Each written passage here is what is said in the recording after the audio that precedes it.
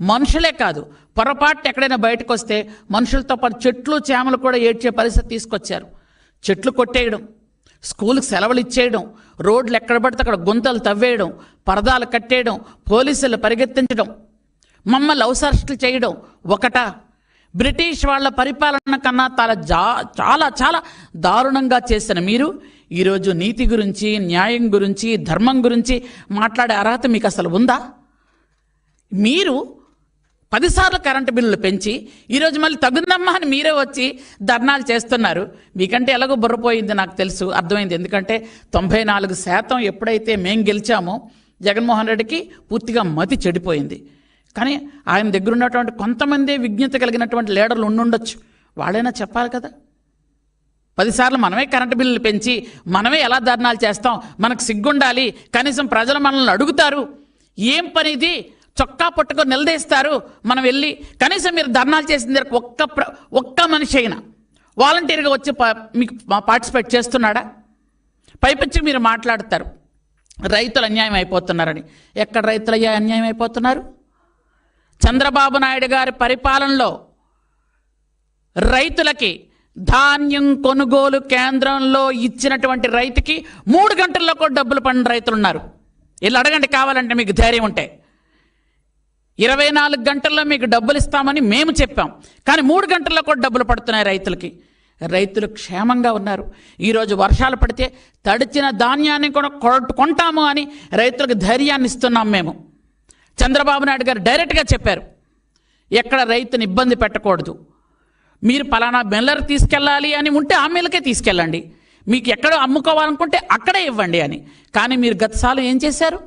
మీకు నచ్చినటువంటి పలానా వ్యక్తి అంటే 100 కిలోమీటర్లు దాటిన మిల్లర్కి ఇచ్చేవాళ్ళు, మేమే లారీ పెట్టుకొని వెళ్ళాలి, మీకు నచ్చిన టైంలో తీసుకునేవాళ్ళు, మీరు తీసుకోకపోతే మీరు తిరిగి ఇంటికి తెచ్చుకోవాలి, మళ్ళీ 6 నెలల వరకు డబ్బులు పడేవి కాదు. ఇన్ని బాధలు పడిన రైతు నిజంగా ఆ బాధతోనే రైతులందరూ కూడా మాకే ఓట్లు వేశారు. అందుకనే రైతులు 100% ఈరోజు వాళ్ళకి న్యాయం చేయాలి, వాళ్ళని ఖచ్చితంగా రైతులు నిలబెడితేనే మన రాష్ట్రం బాగుపడుతుందని చంద్రబాబు నాయుడు గారు రైతులకు 24 గంటల్లో డబ్బులు ఇవ్వమంటే 3 గంటల్లోనే వాళ్ళకి డబ్బులు పడుతున్నాయి.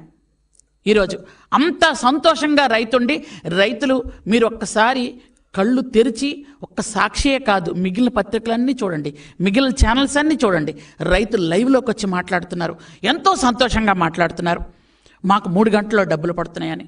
రైతుల మీద మీరు మొసర కన్నీరు కారుస్తారా? మీకు అసలు కొంచెం కూడా అనుమానం లేదా? కొంచెం కూడా మనస్సాక్షి లేదా?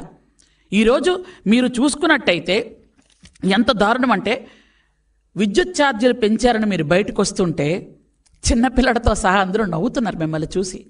ఎందుకంటే మీరు ఎవరికి ఉచిత కరెంట్ ఇచ్చింది లేదు ఎప్పుడు. ఎవరికి మీరు కనీసం 3 సంవత్సరాలు కరోనా వచ్చిన సమయంలో అందరూ ఇంట్లో ఉన్నప్పుడు కూడా ఎప్పుడు చూడు కరెంటు కోతలే. రైతులకు ఏమైనా నాణ్యమైన విద్యుత్ మీరు ఇచ్చారా?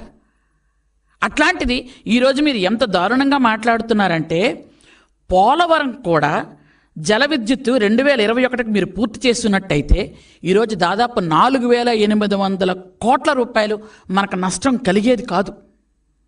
అట్లాంటిది మీరు ఏం చేశారు?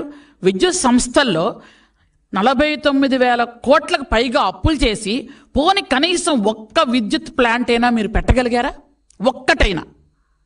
మీకు ఎప్పుడు దోచుకోవడం తినేయడమే కదా. మీ విజయసాయిరెడ్డి నాసిరకమైనటువంటి బొగ్గును సరఫరా చేయడం వల్ల ఈరోజు మనకేమైంది, ఎంత లాస్ వచ్చింది మీకు తెలియదు ఆ విషయం?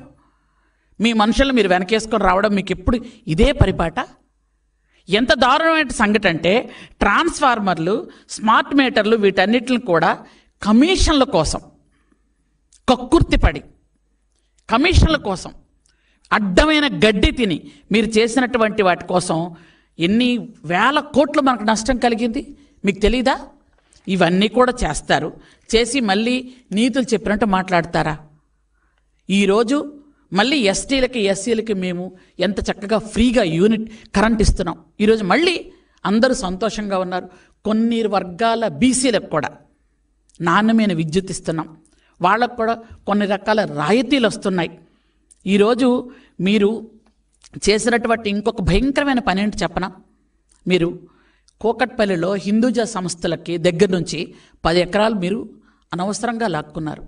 లాక్కున్న తర్వాత వాళ్ళకి మీరేదో మంచి చేస్తున్నాం అనుకుంటున్నారో, లేకపోతే వాళ్ళ రుణం తీర్చుకుందాం అనుకున్నారో, వాళ్ళ దగ్గర లంచం తీసుకున్నాం కాబట్టి మనకి ఇవ్వాలి అనుకొని వాళ్ళకి 1400 కోట్లని అప్పనంగా అప్పచెప్పారు. ఇవన్నీ ఎవరి సొమ్ము? ప్రజల సొమ్ము కాదా? ప్రజల సొమ్ము తినేయడమేనా మీ పని? మీరందరూ A1, A2, A3 ముద్దాయిలు అందరూ. మీరు అలా ఉన్నారు కాబట్టి గత 6 నెలలుగా మేము అక్రమ అరెస్టులు చెయ్యకూడదనే ఉద్దేశంతో మీరు చేసిన తప్పులకి కూడా